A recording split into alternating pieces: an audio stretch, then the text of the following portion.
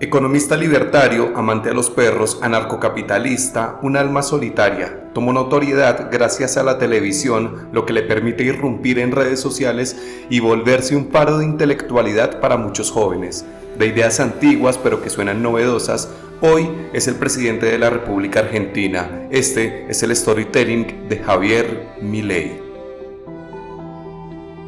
Javier Gerardo Milei nació el 22 de octubre de 1970 en la ciudad autónoma de Buenos Aires. Hijo de Norberto Milei y Alicia Luján Lucich, realizó sus estudios de primaria y secundaria en el Colegio Cardenal Copello. Desde muy niño sufrió bullying por parte de sus compañeros, le decían el loco, no tenía amigos y tampoco novia y siempre estaba solo y sometido al acoso escolar, también a la violencia física y psicológica de su padre. Norberto era un chofer de colectivo que de un momento a otro resultó siendo dueño de varias líneas de colectivo. Fue, digamos, una riqueza repentina. Norberto golpeaba permanentemente a Javier, le propinaba golpizas tremendas. De hecho, él mismo contó que en una ocasión estaban en un almuerzo familiar. Era 1982 y recién empezaba la Guerra de las Malvinas. Hablando del tema del momento, Milei dice que eso va a terminar mal, dando a entender que el ejército argentino iba a sufrir una derrota. A su padre no le gustó el comentario y se lanzó sobre él para golpearlo. El chico sale corriendo, pero Norberto lo alcanza y lo empieza a golpear. Ahora visualicen esto: un niño de 12 años es golpeado salvajemente por un tipo que mide 1,90 y pesa 100 kilos. Tan brutal era aquella golpiza que su hermana Karina, de 10 años, entra en shock y se desmaya. La llevan al hospital. Milei se queda solo en casa y la madre lo llama y le dice que su hermana se va a morir por culpa suya. Hay que decir también que Alicia, su madre, avaló siempre el maltrato de Norberto hacia su hijo. Estás peleado con tus viejos vos, ¿no? Yo no hablo con mis progenitores. ¿Le decís así, no le decís padres? No, porque no comparto los valores morales y éticos de ninguno de los dos. Qué fuerte eso. Te puedo Sí, preguntar claro. por qué hicieron, qué valores o...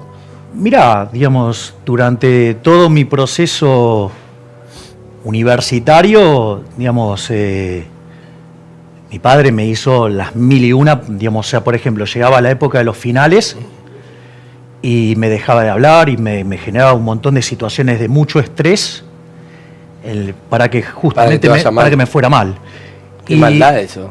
No, es un tipo muy complicado. Uh-huh. O sea, de hecho es la lógica que él tiene, ¿no? O sea, de darte algo y después, o sea, generarte una situación para que te vaya mal y enrostrártelo que sos un fracasado.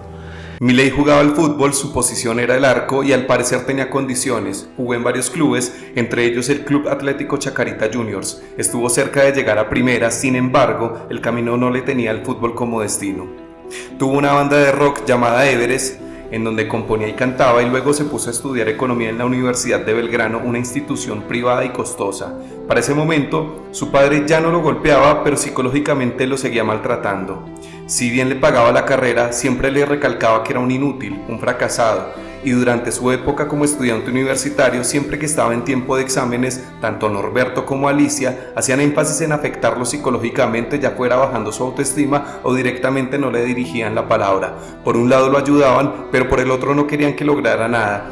Tanto así que, faltando poco para recibirse, su padre no le quiso pagar más la carrera y Milei, mediante una pasantía que hizo en el Banco Central, se paga lo que resta de sus estudios y logra recibirse. Una ironía teniendo en cuenta que ahora sueña con cerrar el Banco Central.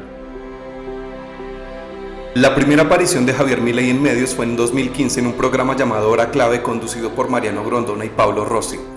Él estaba junto a Diego Giacomini, uno de sus grandes amigos con quien escribió varios libros, pero en 2020 dejarían de hablarse por diferencias políticas. A partir de ahí empezó a visitar diferentes programas de actualidad, donde su estilo disruptivo, su manera de explicar la economía y sobre todo su particular visión de las cosas le hicieron empezar a sumar un montón de minutos al aire, pero sin duda alguna fue de la mano de Alejandro Fantino, quien por entonces conducía un programa llamado Animales Sueltos, que Milei empezó a tener notoriedad en toda la Argentina. Fantino entendía perfectamente cómo sacar lo mejor de ese estilo agresivo que generaba rating y poco a poco empezaba a colonizar intelectualmente a una parte de la opinión pública. De hecho, Milei, cuando ganó las primarias a presidente en 2023, le da una nota a Fantino y lo denomina como el padre de la criatura. Liberal en lo económico y conservador en lo social, Milei, por su capacidad de generar alto rating, tuvo tiempo y espacio para desplegar todas sus ideas, pudo exponer a cabalidad su visión de país y de mundo, marcando al Estado como el enemigo a vencer. Siempre tuvo un discurso que despreciaba a la clase política. Para él son una casta, son ladrones, son gente que ya adquirió privilegios a costillas del pueblo y no los quiere abandonar. Justamente el término casta se popularizó. Hoy esa palabra ya está incorporada en el lenguaje político de la Argentina. Y recuerdo también que les pedí que rugieran fuerte, que hicieran escuchar el grito de la libertad. Y vaya que lo lograron, porque la casta política toda está cagada. Es por ello que están tan asustados. ¿Por qué le tienen tanto miedo a la libertad? Probablemente debe ser porque se beneficia mucho con el modelo actual. Porque solo progresaron ellos. Y nosotros vivimos cada vez peor, pese a que cada día trabajamos más. Si aquellos países que son más libres son 8 veces más ricos que los reprimidos, si el décil más bajo de la distribución no solamente está 11 veces mejor que su par en el país reprimido, sino que además tienen el doble de ingreso que más del 80% de la gente que vive en el país reprimido. ¿Por qué le tienen tanta miedo a la libertad? Si en los modelos más libres hay 25 veces menos de pobres en el formato estándar y 50 veces menos en el formato extremo. ¿Por qué le temen a la libertad? Milei se autodenomina como liberal libertario, también se define como un anarcocapitalista, cree de manera inequívoca en la teoría económica de la mano invisible, que palabras más, palabras menos, dice que el mercado se regula solo y no se necesita de la intervención del Estado. Claramente detesta todo lo que tenga que ver con el Estado y siente que se debe destruir desde adentro, por eso se metió en política. Gunk at the garden party? ¡Amo ser el tope dentro del Estado! Soy el que destruye el Estado desde adentro.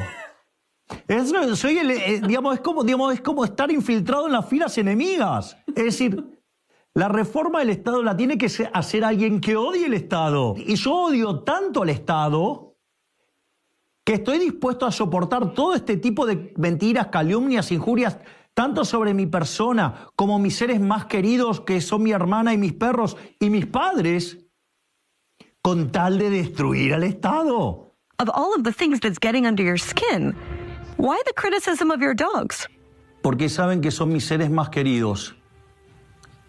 Y son tan sucios, tan bajos y tan miserables que se meten con mi vida privada, algo que no deberían hacer, y llegan al límite de meterse con mis perros. Sus referentes económicos son Milton Friedman, Murray Rothbard, von Mises, entre otros autores, todos liberales con distintos matices. También tuvo mucho aire para hablar de temas como el aborto, la ideología de género y la última dictadura militar que tuvo lugar desde 1976 hasta 1983, de la cual niega que haya habido terrorismo de Estado. Milei dice lo mismo que decían los militares genocidas, afirma que lo que hubo fue una guerra y que la fuerza del Estado cometió excesos, mas no terrorismo.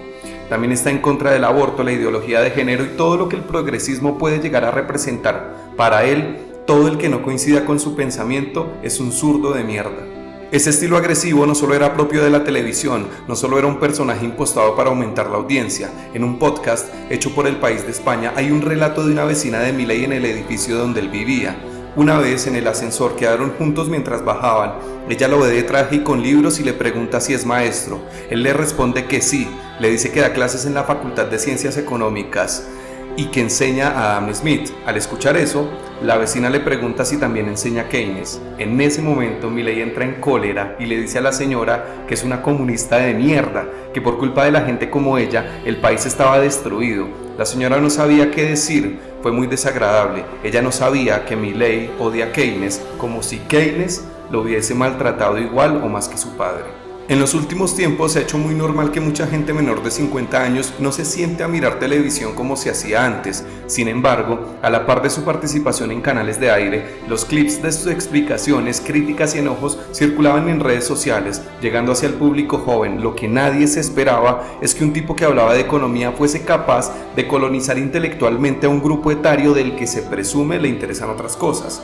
Se volvió viral, se hizo conocido en toda América Latina y ayudado por el viento de cola del éxito electoral de la extrema derecha en varias partes del mundo, nace el fenómeno Milei. Las derechas más reaccionarias a lo largo del mundo han hablado de algo llamado la batalla cultural. Esta nace a partir de lo que se conoce como marxismo cultural. Marxismo cultural fue un término desarrollado en el espacio de los estudios culturales de la Escuela de Frankfurt en los años 30 por Theodor Adorno. Allí, lo que se quería explicar era que la cultura no se puede separar del contexto político, económico y social. La cultura se debe estudiar a partir de las relaciones sociales que la producen, teniendo en cuenta que la tradición marxista considera que la ideología dominante es la de la burguesía. Entonces, la cultura que se produce bajo el sistema capitalista es usada para la dominación de la clase obrera. En los años 90 este concepto se deformó y empezó a ser parte de una teoría conspirativa que consiste en pensar que el marxismo cultural está hecho para destruir la cultura occidental. La derecha más radical se basa en este concepto para explicar que la izquierda se está apropiando de la cultura. Lo cierto es que el conservadurismo, mediante esta teoría conspirativa y la supuesta búsqueda de valores y moral, busca reivindicar un antiguo orden social que se pierde. Es por eso que están en contra del feminismo, la diversidad sexual, el multiculturalismo, algunos géneros musicales, como por ejemplo la música de los Beatles, y el calentamiento global. No está de más decir que grandes grupos económicos que se dedican a la industria de los hidrocarburos financian a estas derechas. Javier Milei no es ajeno a nada de esto y está decidido a dar la batalla cultural.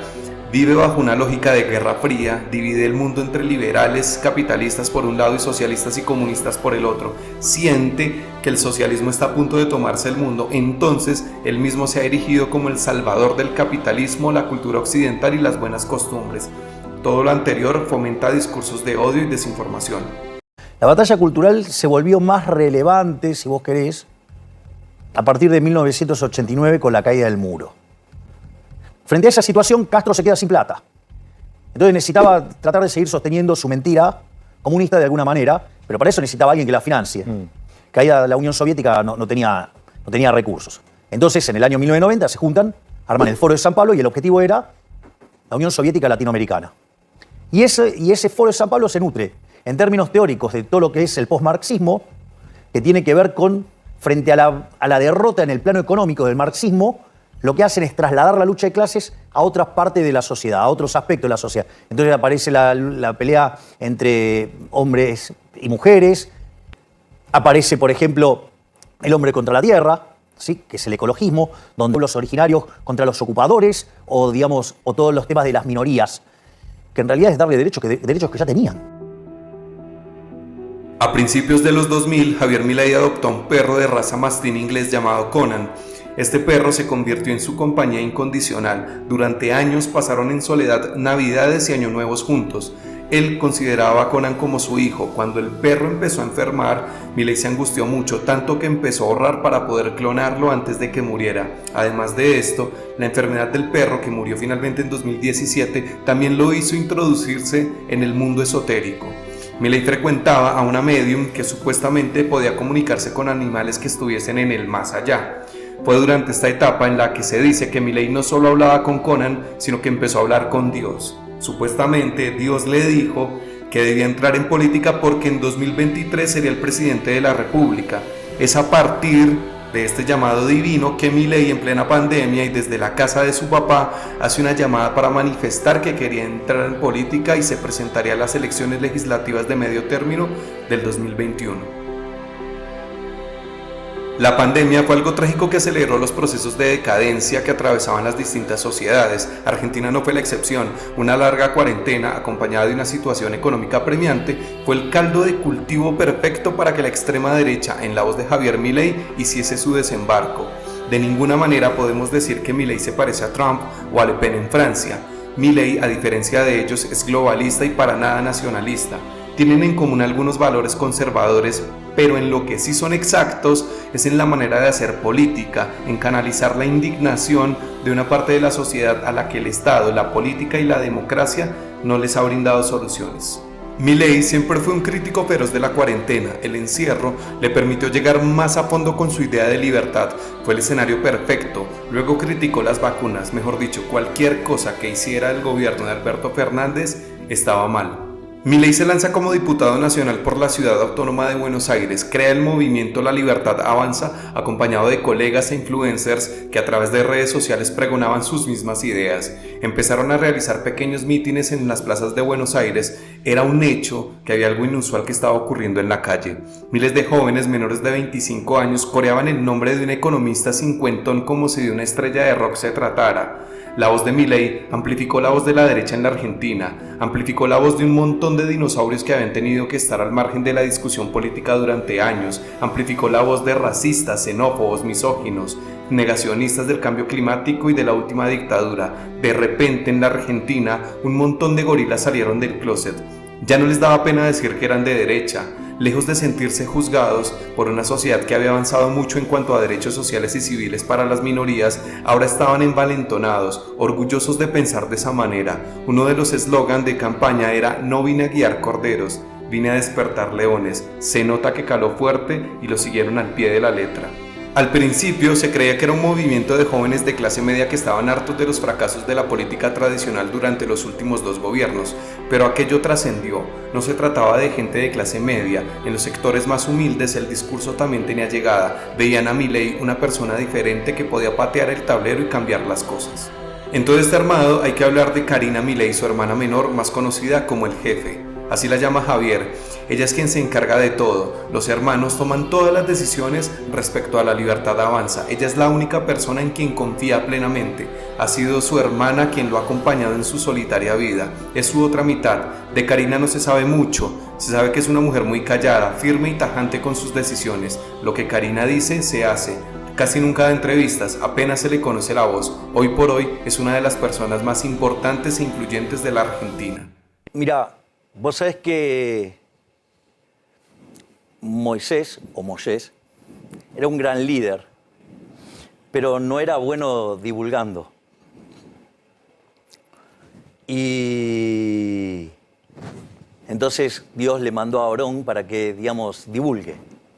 Bueno, Cari es Moisés y yo soy el que divulga, nada más.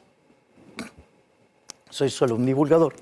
No, yo porque les cuento que cada vez que hablo con Javi, bueno, el fin de semana, el sábado a la noche creo que te escribí, hablé con su madre, hablé con su hermana, hablé con él para desearle lo mejor.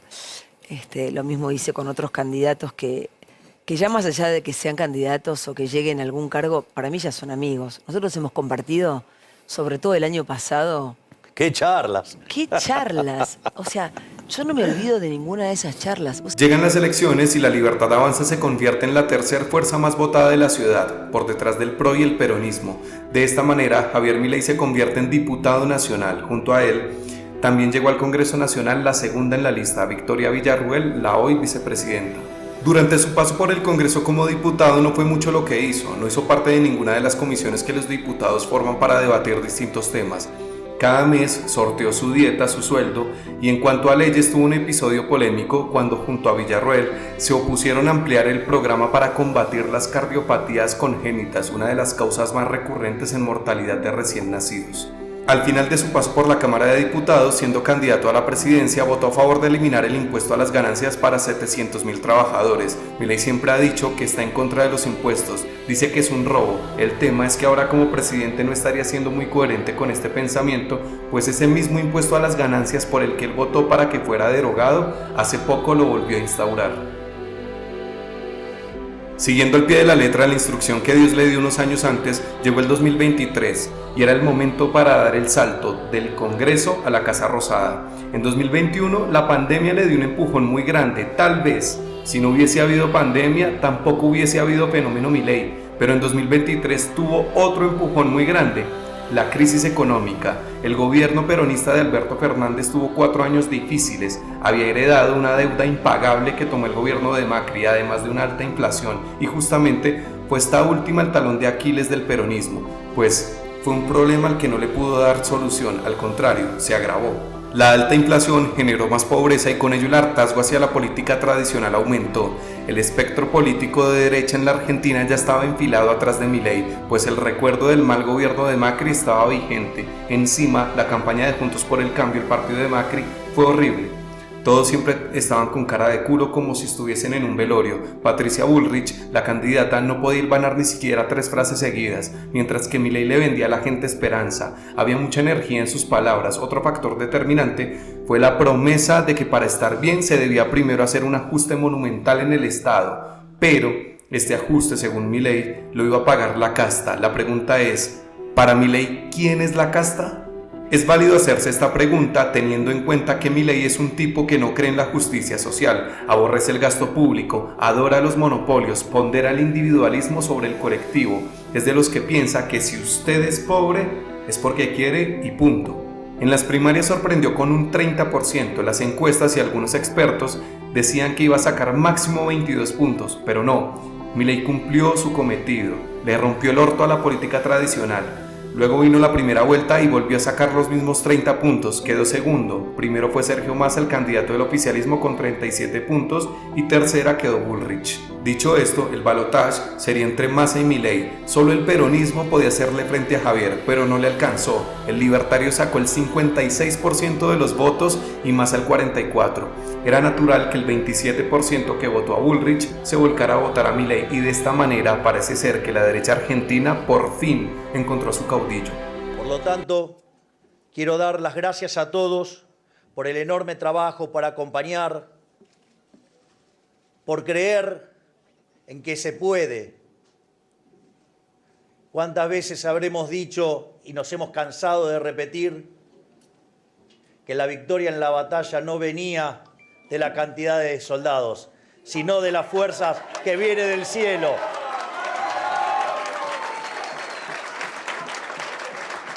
Por lo tanto, quiero darle las gracias a todos y no podía terminar de otra manera. ¡Viva la libertad, carajo! ¡Viva la libertad, carajo! ¡Viva la libertad, carajo! Dios bendiga a los argentinos. Muchas gracias.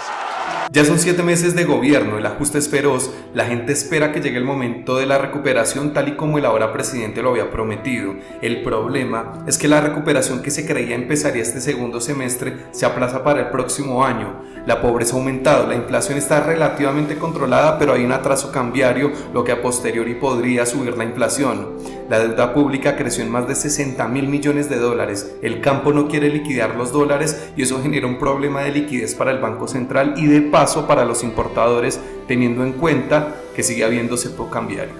Esto es, a grandes rasgos, la gestión de Milei, plagada de despidos en el sector público, baja en el consumo de las personas y una recesión que va incluida con tiempo extra.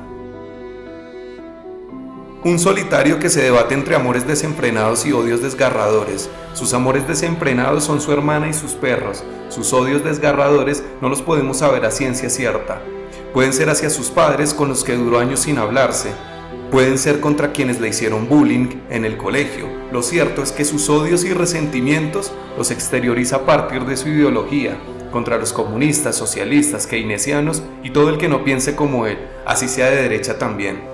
El loco, como lo apodaron en el colegio, es hoy el presidente y como dicen en la Argentina, ningún boludo llega a ser presidente. Eso es cierto, se podrá decir todo de Milei menos que es un boludo. Al contrario, resultó ser un político muy astuto que hoy ocupa la centralidad política de la República Argentina.